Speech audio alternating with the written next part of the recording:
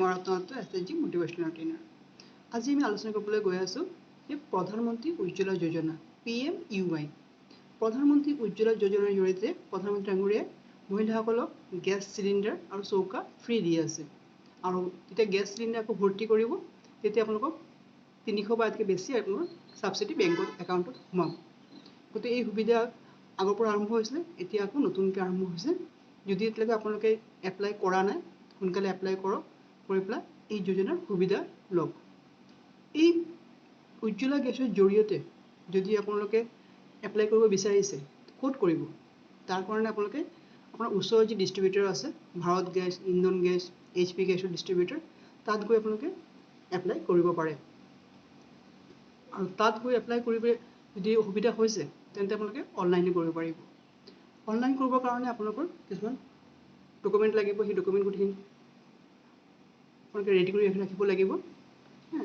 আৰু এই উজ্জ্বলা গেছৰ জৰিয়তে আপোনালোকে যদি সুবিধা ল'ব বিচাৰিছে তেন্তে আপোনালোকৰ কিছুমান যোগ্যতা থাকিব লাগিব।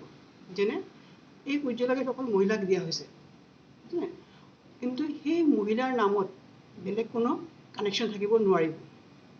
গেছৰ বেলেগ কোনো কানেকশ্যন থাকিব নোৱাৰিব। যদি মহিলাৰ নামত বেলেগ কোনোবা কানেকশ্যন আছে তেন্তে সেই মহিলাই উজ্জ্বলা গেছৰ সুবিধাটো নাপায়। কাৰণ যাৰ গেছ নাই তাকে প্ৰধানমন্ত্ৰী ডাঙৰীয়াই কি কৈছে, গেছ দিব। তো যেতিয়া ৰেচন কাৰ্ড আছে কিন্তু আপুনি কানেকশ্যন আছে আপোনাৰ নামত, তেন্তে কিন্তু আপুনি এপ্লাই কৰি লাভ নহ'ব।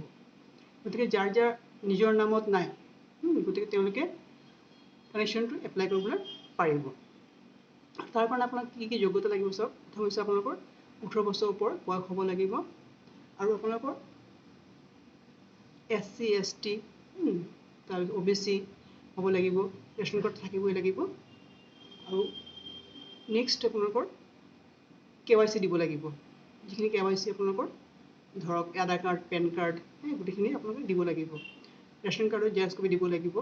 আৰু আপোনাৰ যিহেতু মহিলাৰ নামত ৰেচন কাৰ্ডটো হয়, গতিকে সেই মহিলাৰ ৰেচন কাৰ্ডত বাকী পৰিয়ালৰ গোটেই মেম্বাৰৰ নাম দিয়া থাকে।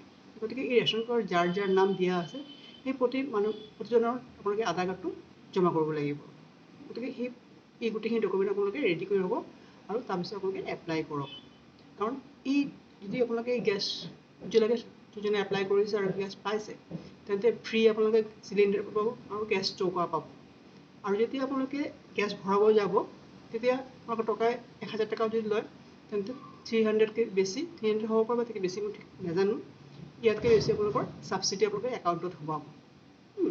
গতিকে আপোনালোকে আপোনাৰ বেংক পাছবুক, আপোনাৰ লেটেষ্ট ফটোগ্ৰাফ, আধাৰ কাৰ্ড, পেন কাৰ্ড, এই গোটেইখিনি ডকুমেণ্ট লৈ পেলাই অনলাইন এপ্লাই কৰক আৰু এই PM প্ৰধানমন্ত্ৰী উজ্জ্বলা গেছৰ সুবিধা লওক। যদি এতিয়ালৈকে আপোনালোকে এপ্লাই কৰা নাই, সোনকালে এপ্লাই কৰক আৰু এই গেছ চিলিণ্ডাৰ আৰু চৌকা আপোনালোকে ফ্ৰীকৈ পাব। যদি ওচৰৰ ডিষ্ট্ৰিবিউটৰ আছে তাত খবৰ লওক আৰু সোনকালে এপ্লাই কৰক। ভিডিঅ' ভাল লাগে লাইক, শ্বেয়াৰ কৰক, ছাবস্ক্ৰাইব। ধন্যবাদ।